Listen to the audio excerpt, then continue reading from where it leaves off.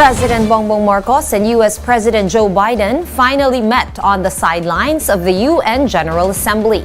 Biden reaffirmed the United States' ties with the Philippines after what he called rocky times in the past. The Philippine National Police will set up a detachment at the Masungi Geo Reserve after tensions ensued between claimants of the conservation site. Tropical Storm Carding has slightly intensified as it moves closer to the Philippine landmass. Pag-asa says it could raise storm signals in northern and central Luzon as early as tonight.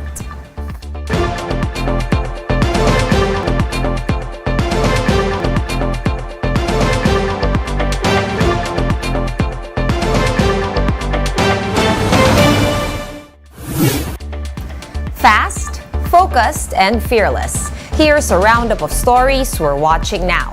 I'm Sean Yao. President Bongbong Marcos and U.S. President Joe Biden finally met on the sidelines of the UN General Assembly. Here's the report. Despite their busy schedule in the 77th UN General Assembly in New York City, President Bongbong Marcos and U.S. President Joe Biden found time to sit down for a bilateral meeting. The two leaders acknowledged the deep ties between the Philippines and the United States. The relationship between the United States and the Philippines, to state the obvious, has very deep roots. We've had some rocky times, but the fact is it's a critical relationship from our perspective. I hope you feel the same way. The Philippines under former President Rodrigo Duterte has maintained an independent foreign policy, same as Marcos Jr. However, it was during Duterte's term that the Philippines warmed up to China. Now, President Marcos assures Biden that the U.S. and the Philippines remain close allies. Your partners, we are your allies, we are your friends. And in like fashion, we have always considered the United States our partner, our ally, and our friend. The issues on the West Philippine Sea was also tackled during the meeting, with the U.S. promising to strengthen their commitment to the Mutual Defense Treaty. The role of the United States in maintaining the peace in our region is something that is much appreciated by all the countries in the regions and the Philippines especially. Biden also thanked Philippines for condemning Russia in its invasion of Ukraine, which has heavily affected prices of energy and food. Biden also praised the Philippines' effort in pushing for renewable energy use. I was impressed with the work you did on windmills and a whole range of other things. You and I both think that's the future. We can do a lot. We can do a lot together. I'm desperately interested in making sure we do. Malacanang said the meeting between Marcos Jr. and Biden is special. Press Secretary Trixie Angeles said that among numerous requests, it was only President Marcos that was granted a meeting with U.S. President Biden. For News 5, Justine Punsalang. We are One News. President Marcos is all set to conclude his trip to the U.S. after a week-long working visit. Let's get the details from Marlene Alcaide, who joins us now from New York City. Marlene, hi. What's next on President Marcos's agenda? Sean, President Bongbong Marcos's 6-day working visit here in the U.S. will be ending soon. But before he departs for Manila, the president will have a jam-packed schedule. Marcos Jr. will attend separate meetings with CEOs of multinational companies. After that, he will visit the headquarters of non-profit organization Asia Society. The president and his economic team are pursuing more foreign investments from the U.S. As per initial reports, there are already exploratory talks with various companies. A modular power plant firm, for one, has expressed interest to invest in the Philippines. The economic team says they expect these investments to generate more jobs. Sean, Marcos Jr. is set to depart from the Newark International Airport tonight at 10:30 p.m. U.S. time. He is scheduled to arrive in Manila on Sunday. Sean? All right, thank you so much for that update. Marlene Alcaide reporting to us live from New York City. And the Justice Department will start deporting illegal POGO workers by October. DOJ spokesperson Miko Clavano told One Balita Pilipinas that the DOJ is in talks with the Chinese embassy regarding the deportation process. Around 200 Chinese nationals currently in DOJ custody will be sent back to China. DOJ officials recently met with Chinese embassy representatives to discuss the repatriation of overstaying POGO workers. They would love to coordinate with our government dun po sa summary deportation ng mga Chinese nationals. The first step na pinag-usapan nila ay yung pag-verify po ng identity ng mga Chinese nationals. We're gonna pause for a quick break, but we will be back with more stories after that. Keep it here on One News.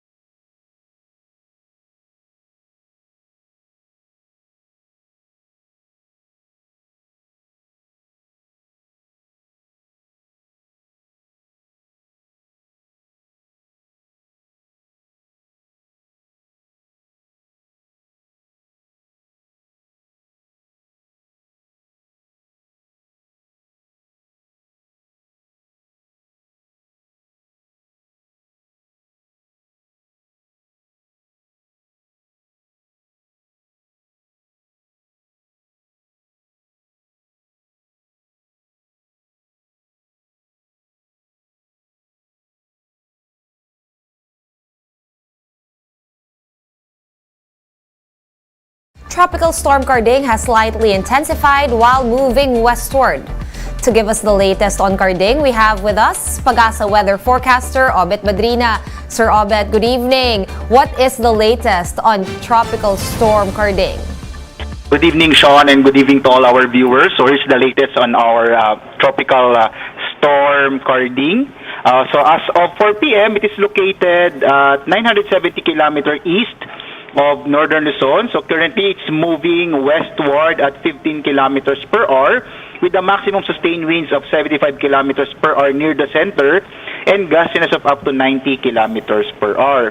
Generally, as of now, at least any parts of the country is not yet experiencing the direct effect of this tropical storm Carding. So what we're expecting, the scenario would be tomorrow, particularly tomorrow evening, when it moves nearer the northern Luzon area. The area of Batanes, Cagayan, Isabela, and northern portion of Aurora, they will start to experience light to moderate with at times heavy rains.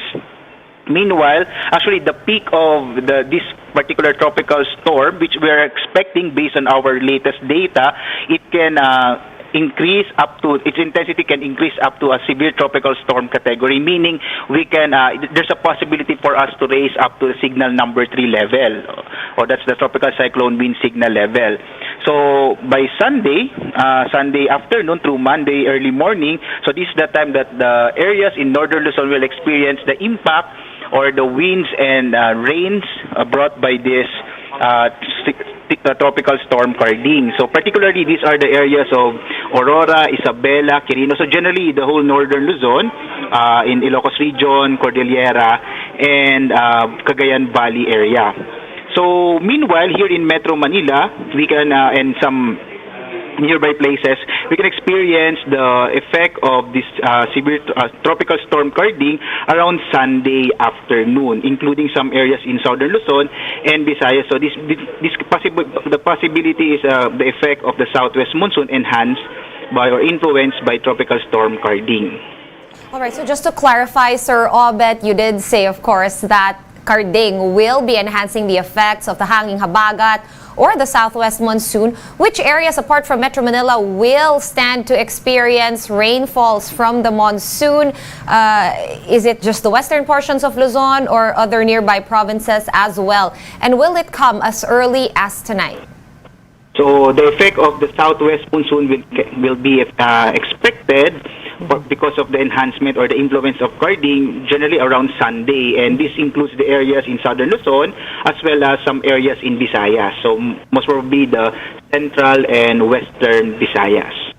All right, and with regards to raising storm signal warnings, your earlier report said it could happen, or that Pag-asa could raise storm signals as early as tonight. Do you think this is likely to happen, or should we watch out until tomorrow? Based on our latest data and because of the movement of the tropical storm Carding, most probably there's a chance by tonight, based on our 11 p.m. update, it's possible to increase or to raise at least tropical cyclone wind signal number 1, particularly in the area in the eastern part of northern Luzon, where we are expecting the tropical storm Carding can make a landfall, particularly around afternoon of Sunday. Based on our latest track, around 2 p.m. of Sunday, so around afternoon, it's possible to make a landfall in the area, probably in Isabela or Aurora area. And should our fellow Filipinos up north in extreme northern Luzon really brace themselves for a lot of wind and rain? Yes, Ms. Sean, so that's what we're expecting. And also, in addition, we're also expecting to raise or to release a gale warning. So it means most probably around Sunday we will release, or maybe as early as tomorrow afternoon we can release a gale warning. So this is the warning, or this is particularly on small sea crafts and small boat, that it would be as much as possible not to venture out in that area, particularly in the eastern part of northern Luzon. All right, thank you so much for that update. For sure, we will need to prepare for a rainy weekend. Pag-asa weather forecaster Obet Madrina over the phone. Thank you, sir. Let's now take a quick look at today's other top stories. The Interior Department has ordered the National Police Force to set up a detachment at the Masungi Geo-Reserve amid issues of land grabbing. The Environment Department is also working to fast-track the review of claims to the nature reserve after the altercation between claimants earlier this week. And the Philippine peso dipped to a new record low for the fourth straight trading day, closing at 58 pesos and 50 centavos against the US dollar. The Bangko Sentral has hinted at more rate hikes soon in a bid to control inflation and address the weakening of the peso. And Filipinos can once again travel to Taiwan without the need for a visa starting September 29. Taiwan's Bureau of Consular Affairs included the Philippines in its list of countries eligible for visa-free entry. Travelers to Taiwan will be required to undergo a week-long quarantine upon arrival. For more updates, visit News 5, the Philippine Star, and Business World online. Visit our website, onenews.ph, for more in-depth analysis. You can also catch One News on Signal Play.